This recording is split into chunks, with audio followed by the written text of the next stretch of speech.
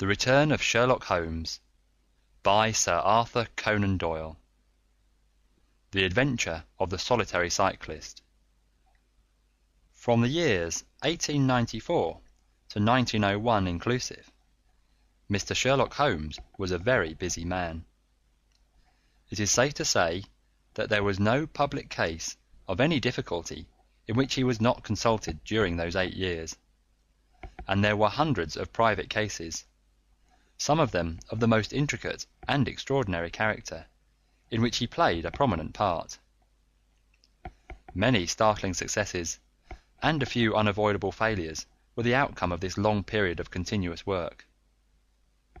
As I have preserved very full notes of all these cases, and was myself personally engaged in many of them, it may be imagined that it is no easy task to know which I should select to lay before the public. I shall, however, preserve my former rule, and give the preference to those cases which derive their interest not so much from the brutality of the crime as from the ingenuity and dramatic quality of the solution.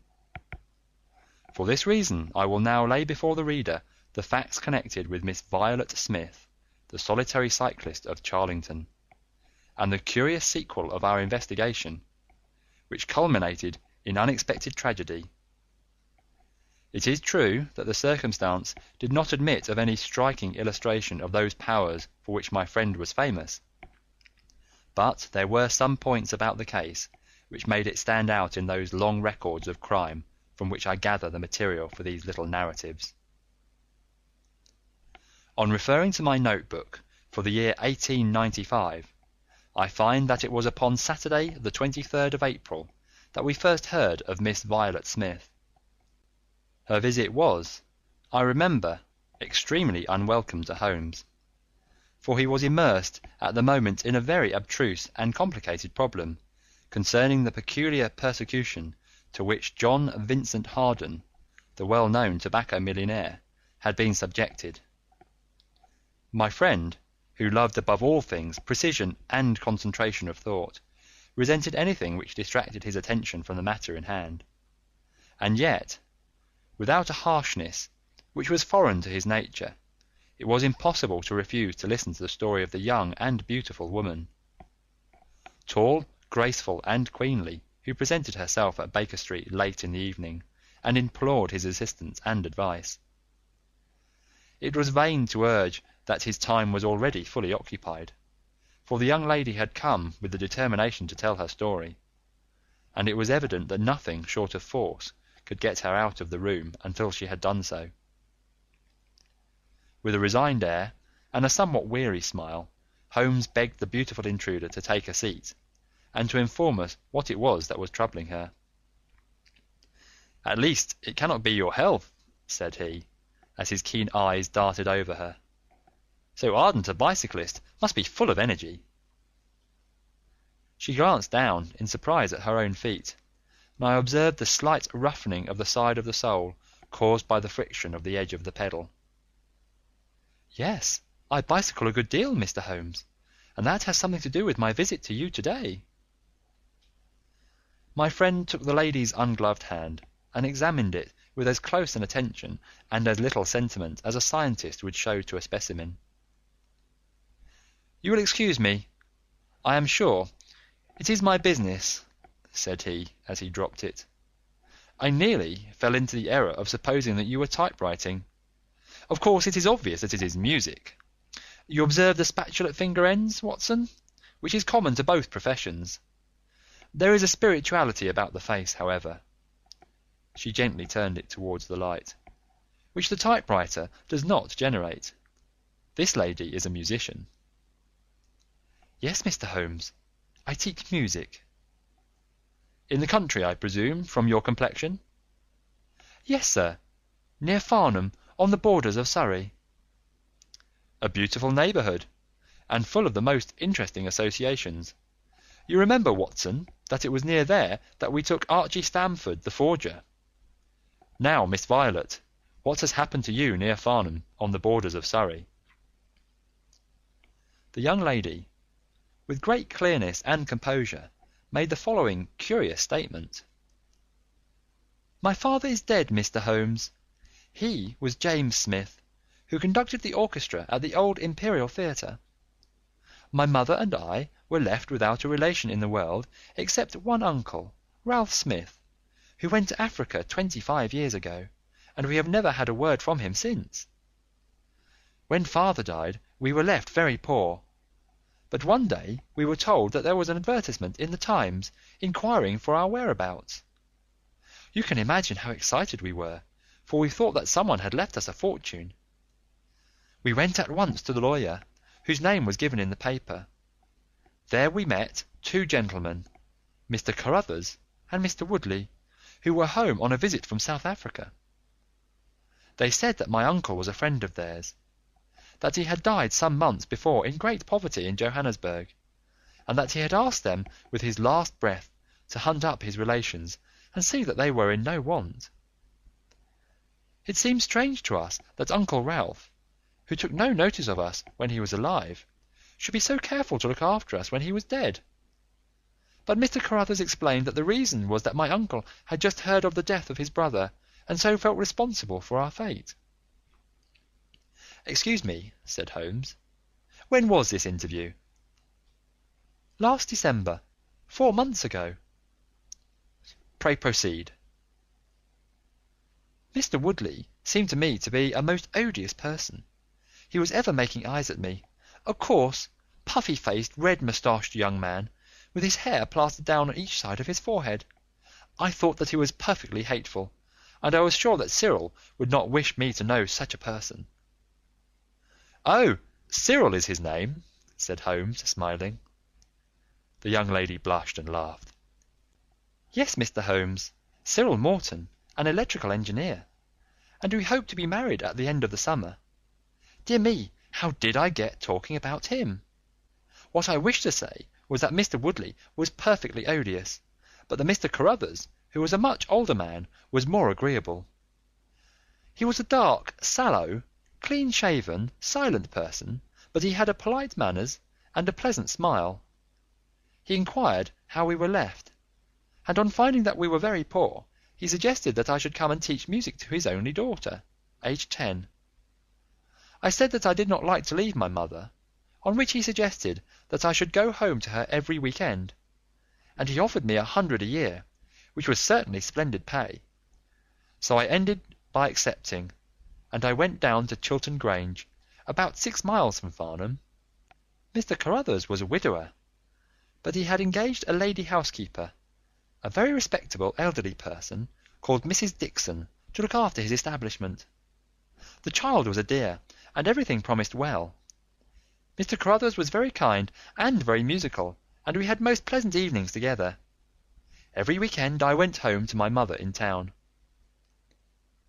The first flaw in my happiness was the arrival of the red-moustached Mr. Woodley. He came for a visit of a week, and oh, it seemed 3 months to me. He was a dreadful person, a bully to everyone else, but to me something infinitely worse.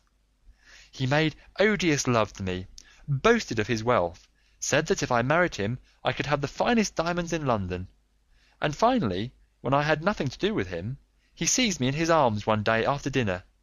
He was hideously strong, and swore that he would not let me go until I had kissed him. Mr. Carruthers came in and tore him from me, on which he turned upon his own host, knocking him down and cutting his face open. That was the end of his visit, as you can imagine.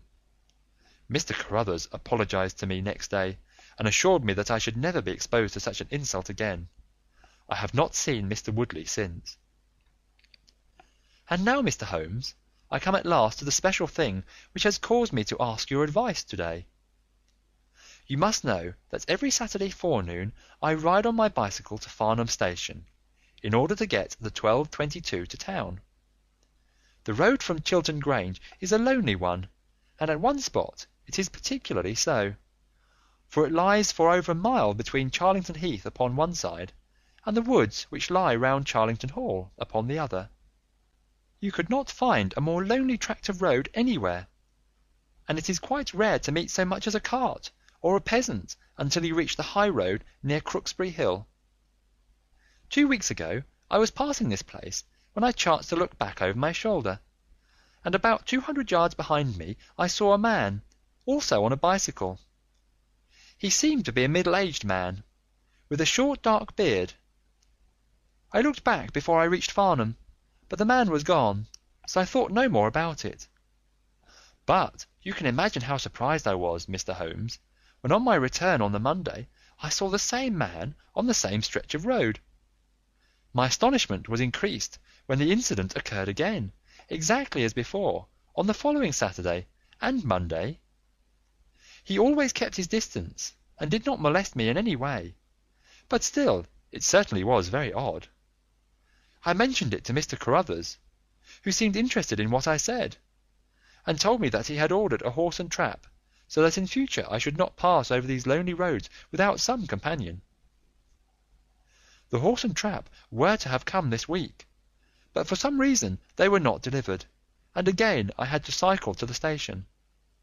That was this morning. You can think that I looked out when I came to Charlington Heath, and there, sure enough, was the man, exactly as he had been 2 weeks before. He always kept so far from me that I could not clearly see his face, but it was certainly someone whom I did not know. He was dressed in a dark suit with a cloth cap. The only thing about his face that I could clearly see was the dark beard. Today I was not alarmed, but I was filled with curiosity, and I determined to find out who he was and what he wanted. I slowed down my machine, but he slowed down his. Then I stopped altogether, but he stopped also. Then I laid a trap for him. There is a sharp turning of the road, and I pedalled very quickly round this, and then I stopped and waited. I expected him to shoot round and pass me before he could stop, but he never appeared. Then I went back and looked round the corner. I could see a mile of road, but he was not on it. To make it the more extraordinary, there was no side road at this point down which he could have gone. Holmes chuckled and rubbed his hands. "This case certainly presents some features of its own," said he. "How much time elapsed between your turning the corner and your discovery that the road was clear?" 2 or 3 minutes. "Then he could not have retreated down the road. And you say that there are no side roads?" "None." "Then he certainly took a footpath, on one side or the other." "He could not have been on the side of the heath, or I should have seen him." "So, by the process of exclusion, we arrive at the fact that he made his way toward Charlington Hall, which, as I understand, is situated in its own grounds on one side of the road. Anything else?" "Nothing, Mr. Holmes, save that I was so perplexed that I felt I should not be happy until I had seen you and had your advice." Holmes sat in silence for some little time. "Where is the gentleman to whom you are engaged?" he asked at last. "He is in the Midland Electrical Company at Coventry." "He would not pay you a surprise visit?" "Oh, Mr. Holmes, as if I should not know him." "Have you had any other admirers?" "Several, before I knew Cyril." "And since?" "There was this dreadful man, Woodley, if you can call him an admirer." "No one else?" Our fair client seemed a little confused. "Who was he?" asked Holmes. "Oh, it may be a mere fancy of mine, but it had seemed to me sometimes that my employer, Mr. Carruthers, takes a great deal of interest in me. We are thrown rather together. I play his accompaniments in the evening. He has never said anything. He is a perfect gentleman, but a girl always knows." "Ha!" Holmes looked grave. "What does he do for a living?" "He is a rich man." "No carriages or horses?" "Well, at least he is fairly well to do, but he goes into the city 2 or 3 times a week. He is deeply interested in South African gold shares." "You will let me know any fresh developments, Miss Smith. I am very busy just now, but I will find time to make some inquiries into your case. In the meantime, take no step without letting me know. Good-bye, and I trust that we shall have nothing but good news from you." "It is part of the settled order of nature that such a girl should have followers," said Holmes. He pulled at his meditative pipe. "But for choice, not on bicycles in lonely country roads. Some secretive lover, beyond all doubt. But there are curious and suggestive details about the case, Watson." "That he should appear only at that point?" "Exactly. Our first effort must be to find who are the tenants of Charlington Hall. Then, again, how about the connection between Carruthers and Woodley, since they appear to be men of such a different type? How come they both to be so keen upon looking up Ralph Smith's relations? One more point. What sort of menage is it which pays double the market price for a governess, but does not keep a horse, although 6 miles from the station? Odd, Watson, very odd." "You will go down?" "No, my dear fellow, you will go down. This may be some trifling intrigue, and I cannot break my other important research for the sake of it. On Monday you will arrive early at Farnham. You will conceal yourself near Charlington Heath. You will observe these facts for yourself, and act as your own judgment advises. Then, having inquired as to the occupants of the hall, you will come back to me and report. And now, Watson, not another word of the matter until we have a few solid stepping stones on which we may hope to get across to our solution."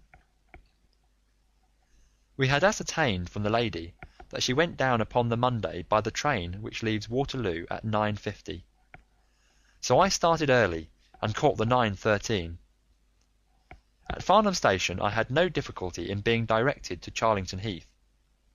It was impossible to mistake the scene of the young lady's adventure, for the road runs between the open heath on one side and an old yew hedge upon the other, surrounding a park which is studded with magnificent trees. There was a main gateway of lichen-studded stone, each side pillar surmounted by mouldering heraldic emblems. But besides this central carriage drive, I observed several points where there were gaps in the hedge and paths leading through them. The house was invisible from the road, but the surroundings all spoke of gloom and decay. The heath was covered with golden patches of flowering gorse, gleaming magnificently in the light of the bright spring sunshine. Behind one of these clumps I took up my position, so as to command both the gateway of the hall and a long stretch of the road upon either side. It had been deserted when I left it, but now I saw a cyclist riding down it from the opposite direction to that in which I had come. He was clad in a dark suit, and I saw that he had a black beard. On reaching the end of the Charlington grounds, he sprang from his machine and led it through a gap in the hedge, disappearing from my view. A quarter of an hour passed, and then a second cyclist appeared. This time it was the young lady coming from the station. I saw her look about her as she came to the Charlington hedge. An instant later the man emerged from his hiding place, sprang upon his cycle, and followed her. In all the broad landscape those were the only moving figures: the graceful girl sitting very straight upon her machine, and the man behind her bending low over his handlebar with a curiously furtive suggestion in every movement. She looked back at him and slowed her pace. He slowed also. She stopped. He at once stopped too, keeping 200 yards behind her. Her next movement was as unexpected as it was spirited. She suddenly whisked her wheels round and dashed straight at him. He was as quick as she, however, and darted off in desperate flight. Presently she came back up the road again, her head haughtily in the air, not deigning to take any further notice of her silent attendant. He had turned also, and still kept his distance until the curve of the road hid them from my sight. I remained in my hiding place, and it was well that I did so, for presently the man reappeared, cycling slowly back. He turned in at the hall gates and dismounted from his machine. For some minutes I could see him standing among the trees. His hands were raised, and he seemed to be settling his necktie. Then he mounted his cycle and rode away from me down the drive towards the hall. I ran across the heath and peered through the trees. Far away I could catch glimpses of the old grey building with its bristling Tudor chimneys, but the drive ran through a dense shrubbery, and I saw no more of my man. However, it seemed to me that I had done a fairly good morning's work, and I walked back in high spirits to Farnham. The local house agent could tell me nothing about Charlington Hall, and referred me to a well-known firm in Pall Mall. There I halted on my way home, and met with courtesy from the representative. No, I could not have Charlington Hall for the summer. I was just too late. It had been let about a month ago. Mr. Williamson was the name of the tenant. He was a respectable elderly gentleman. The polite agent was afraid he could say no more, as the affairs of his clients were not matters which he could discuss. Mr. Sherlock Holmes listened with attention to the long report which I was able to present to him that evening, but it did not elicit that word of curt praise which I had hoped for, and should have valued. On the contrary, his austere face was even more severe than usual as he commented upon the things that I had done, and the things that I had not. "Your hiding-place, my dear Watson, was very faulty. You should have been behind the hedge, then you would have had a close view of this interesting person. As it is, you are some hundreds of yards away, and can tell me even less than Miss Smith. She thinks she does not know the man. I am convinced she does. Why otherwise should he be so desperately anxious that she should not get so near him as to see his features? You describe him as bending over the handle-bar. Concealment again, you see. You really have done remarkably badly. He returns to the house, and you want to find out who he is. You come to a London house agent." "What should I have done?" I cried, with some heat.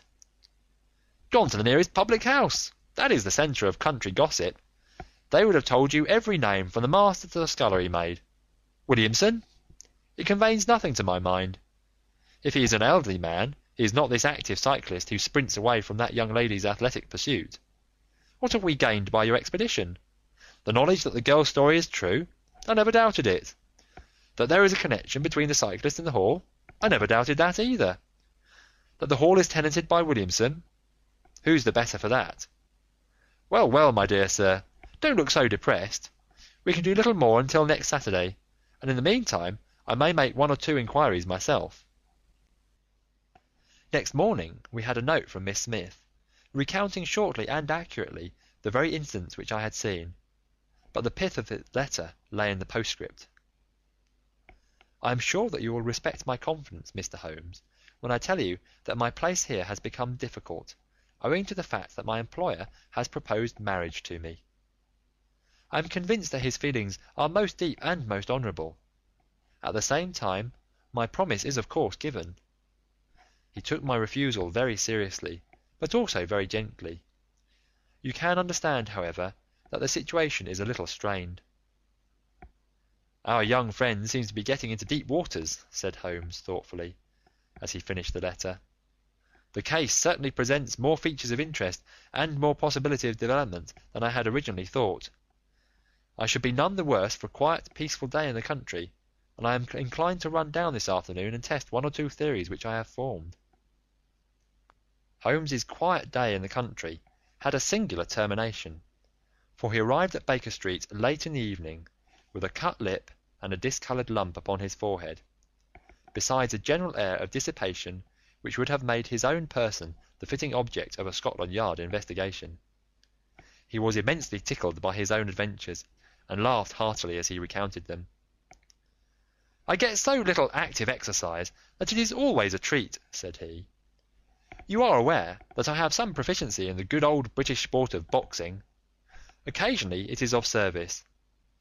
Today, for example, I should have come to a very ignominious grief without it." I begged him to tell me what had occurred. "I found that country pub, which I had already recommended to your notice, and there I made my discreet inquiries. I was in the bar, and a garrulous landlord was giving me all that I wanted. Williamson is a white-bearded man, and he lives alone with a small staff of servants at the Hall.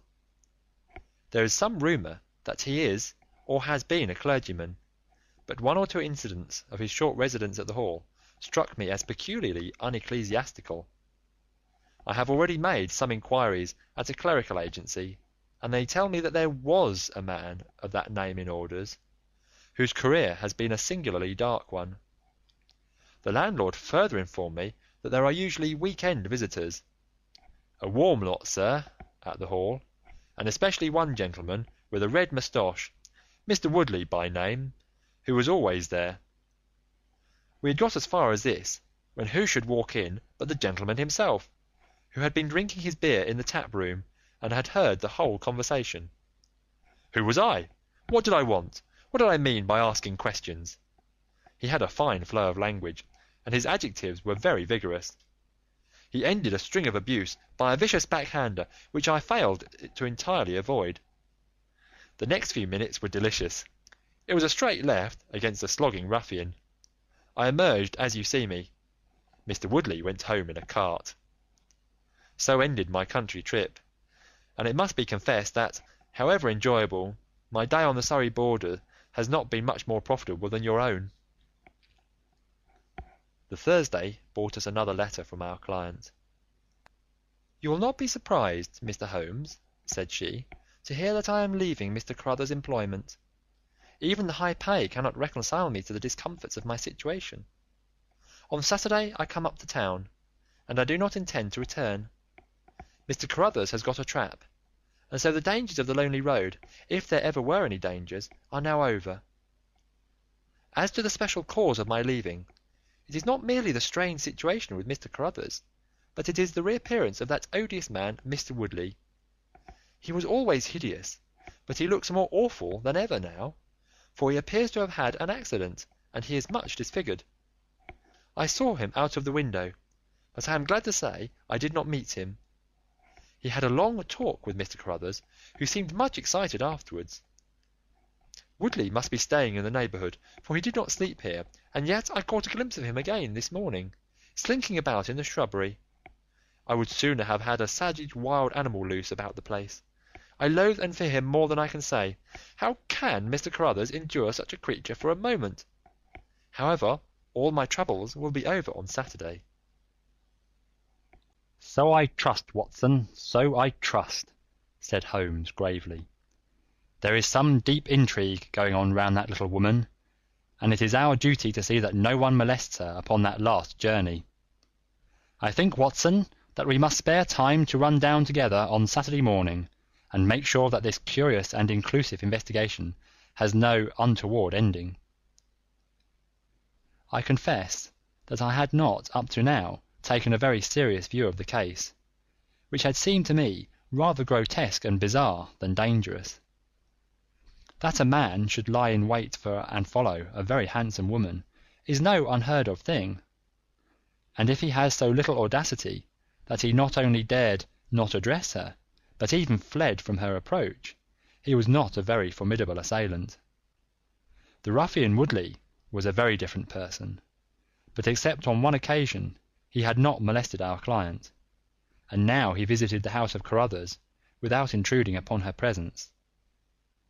The man on the bicycle was doubtless a member of those week-end parties at the Hall of which the publican had spoken, but who he was, or what he wanted, was as obscure as ever. It was the severity of Holmes's manner, and the fact that he slipped a revolver into his pocket before leaving our rooms, which impressed me with the feeling that tragedy might prove to lurk behind this curious train of events. A rainy night had been followed by a glorious morning, and the heath-covered countryside, with the glowing clumps of flowering gorse, seemed all the more beautiful to eyes which were weary of the duns and drabs and slate-greys of London. Holmes and I walked along the broad, sandy road, inhaling the fresh morning air and rejoicing in the music of the birds and the fresh breath of the spring. From a rise of the road, on the shoulder of Crooksbury Hill, we could see the grim Hall bristling out from amidst the ancient oaks, which, old as they were still younger than the building which they surrounded. Holmes pointed down the long tract of road which wound, a reddish-yellow band, between the brown of the heath and the budding green of the woods. Far away, a black dot, we could see a vehicle moving in our direction. Holmes gave an exclamation of impatience. "I have given a margin of half an hour," said he. "If that is her trap, she must be making for the earlier train. I fear, Watson, that she will be past Charlington before we can possibly meet her." From the instant that we passed the rise, we could no longer see the vehicle, but we hastened onward at such a pace that my sedentary life began to tell upon me, and I was compelled to fall behind. Holmes, however, was always in training, for he had inexhaustible stores of nervous energy upon which to draw.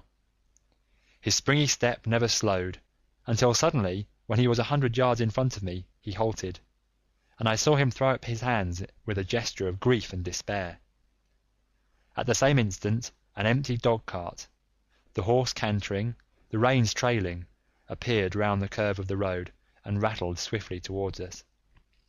"Too late, Watson, too late!" cried Holmes, as I ran panting to his side. "Fool that I was not to allow for that earlier train! It's abduction, Watson, abduction! Murder! Heaven knows what! Block the road! Stop the horse! That's right! Now jump in, and let us see if I can repair the consequences of my own blunder." We had sprung into the dog-cart, and Holmes, after turning the horse, gave it a sharp cut with the whip, and we flew back along the road. As we turned the curve, the whole stretch of road between the hall and the heath was opened up. I grasped Holmes's arm. "That's the man!" I gasped. A solitary cyclist was coming towards us. His head was down, and his shoulders rounded as he put every ounce of energy that he possessed onto the pedals. He was flying like a racer. Suddenly he raised his bearded face, saw us close to him, and pulled up, springing from his machine. That coal-black beard was in singular contrast to eyes that were as bright as if he had a fever. He stared at us and at the dog-cart, then a look of amazement came over his face. "Hallo! Stop there!" he shouted, holding his bicycle to block our road. "Where did you get that dog-cart? Pull up, man!" he yelled, drawing a pistol from his side. "Pull up, I say, or by George I'll put a bullet into your horse!" Holmes threw the reins into my lap and sprung down from the cart. "You're the man we want to see. Where is Miss Violet Smith?" he said in his quick, clear way. "That's what I'm asking you. You're in her dog-cart. You ought to know where she is." We met the dog-cart on the road. There was no one in it. We drove back to help the young lady. Good Lord, what shall I do?" cried the stranger, in an ecstasy of despair. "They've got her, that hellhound Woodley, and the blackguard parson. Come, man, come, if you really are her friend. Stand by me and we'll save her, if I have to leave my carcass in Charlington Wood." He ran distractedly, his pistol in his hand, towards the gap in the hedge. Holmes followed him, and I, leaving the horse grazing beside the road, followed Holmes. "This is where they came through," said he, pointing to the marks of several feet upon the muddy path. "Hallo! Stop a minute! Who's this in the bush?" It was a young fellow, about 17, dressed like an ostler, with leather cords and gaiters. He lay upon his back, his knees drawn up, a terrible cut upon his head. He was insensible, but alive. A glance at his wound told me that it had not penetrated the bone. "That's Peter, the groom," cried the stranger. "He drove her. The beasts have pulled him off and clubbed him. Let him lie. We can't do him any good, but we may save her from the worst fate that can befall a woman." We ran frantically down the path, which wound among the trees. We had reached the shrubbery which surrounded the house when Holmes pulled up. "They didn't go to the house. Here are the marks, on the left, here, beside the laurel bushes. Ah, I said so." As he spoke, a woman's shrill scream, a scream which vibrated with a frenzy of horror, burst from the thick green clump of bushes in front of us. It ended suddenly on its highest note with a choke and a gurgle. This way! They are in the bowling alley!" cried the stranger, darting through the bushes. "Ah, the cowardly dogs! Follow me, gentlemen! Too late, by the living Jingo!" We had broken suddenly into a lovely glade of greensward, surrounded by ancient trees. On the farther side of it, under the shadow of a mighty oak, there stood a singular group of 3 people. One was a woman, our client, drooping and faint, a handkerchief around her mouth. Opposite her stood a brutal, heavy-faced, red-moustached young man. his gaitered legs parted wide, one arm akimbo, the other waving a riding crop, his whole attitude suggestive of triumphant bravado. Between them an elderly, grey-bearded man, wearing a short surplice over a light tweed suit, had evidently just completed the wedding service, for he pocketed his prayer book as we approached, and slapped the sinister bridegroom upon the back in jovial congratulations. "They're married?" I gasped. "Come on," cried our guide, "come on!" He rushed across the glade, Holmes and I at his heels. As we approached, the lady staggered against the trunk of the tree for support. Williamson, the ex-clergyman, bowed to us with mock politeness, and the bully Woodley advanced with a shout of brutal and exultant laughter. "You can take your beard off, Bob," said he. "I know you right enough. Well, you and your pals have just come in time for me to be able to introduce you to Mrs. Woodley." Our guide's answer was a singular one. He snatched off the dark beard which had disguised him and threw it on the ground, disclosing a long, sallow, clean-shaven face below it. Then he raised his revolver and covered the young ruffian who was advancing upon him with his dangerous riding crop swinging in his hand. "Yes," said our ally, "I am Bob Carruthers, and I'll see this woman righted if I have to swing for it. I told you what I'd do if you molested her, and by the Lord, I'll be as good as my word." "You're too late. She's my wife." "No, she's your widow." His revolver cracked, and I saw the blood spurt from the front of Woodley's waistcoat. He spun round with a scream, and fell back upon his back, his hideous red face turning suddenly to a dreadful mottled pallor. The old man, still in his surplice, burst into such a string of foul oaths as I have never heard, and pulled out a revolver of his own. But before he could raise it, he was looking down the barrel of Holmes's weapon. "Enough of this," said my friend coldly. "Drop that pistol. Watson, pick it up. Hold it to his head. Thank you. You, Carruthers, give me that revolver. We'll have no more violence. Come, hand it over." "Who are you, then?" "My name is Sherlock Holmes." "Good Lord!" "You have heard of me, I see. I will represent the official police until their arrival. Here you," he shouted to a frightened groom who had appeared at the edge of the glade. "Come here, take this note as hard as you can ride to Farnham." He scribbled a few words upon a leaf from his notebook. "Give it to the superintendent of the police station. Until he comes, I must detain you all under my personal custody." The strong, masterful personality of Holmes dominated the tragic scene, and all were equally puppets in his hands. Williamson and Carruthers found themselves carrying the wounded Woodley into the house, and I gave my arm to the frightened girl. The injured man was laid on his bed, and at Holmes's request I examined him. I carried my report to where he sat in the old tapestry-hung dining-room with his two prisoners before him. "He will live," said I. "What?" cried Carruthers, springing out of his chair. "I'll go upstairs and finish him first. Do you tell me that angel is to be tied to Roaring Jack Woodley for life?" "You need not concern yourself about that," said Holmes. "There are two very good reasons why she should, under no circumstances, be his wife. In the first place, we are very safe in questioning Mr. Williamson's right to solemnize a marriage." "I've been ordained!" cried the old rascal. "And also unfrocked."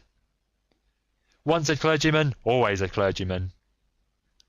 "I think not. How about the licence?" "We had a licence for the marriage. I have it here in my pocket." "Then you got it by a trick. But in any case, a forced marriage is no marriage. But it is a very serious felony, as you will discover before you have finished. You'll have time to think the point out during the next 10 years or so, unless I am mistaken. As to you, Carruthers, you would have done better to keep your pistol in your pocket." "I begin to think so, Mr. Holmes. But when I thought of all the precautions I had taken to shield this girl, for I loved her, Mr. Holmes, and it is the only time that ever I knew what love was, it fairly drove me mad to think that she was in the power of the greatest brute and bully in South Africa. a man whose name is a holy terror from Kimberley to Johannesburg. Why, Mr. Holmes, you'll hardly believe it, but ever since that girl has been in my employment, I never once let her go past this house, where I knew the rascals were lurking, without following her on my bicycle, just to see that she came to no harm. I kept my distance from her, and I wore a beard, so that she would not recognise me, for she is a good and high-spirited girl, and she wouldn't have stayed in my employment long if she had thought that I was following her about the country roads. Why didn't you tell her of her danger? Because, then again, she would have left me, and I couldn't bear to face that. Even if she couldn't love me, it was a great deal to me just to see her dainty form about the house, and to hear the sound of her voice. Well, said I, you call that love, Mr. Carruthers, but I should call it selfishness. Maybe the two things go together. Anyhow, I couldn't let her go. Besides, with this crowd about, it was well that she should have someone near to look after her.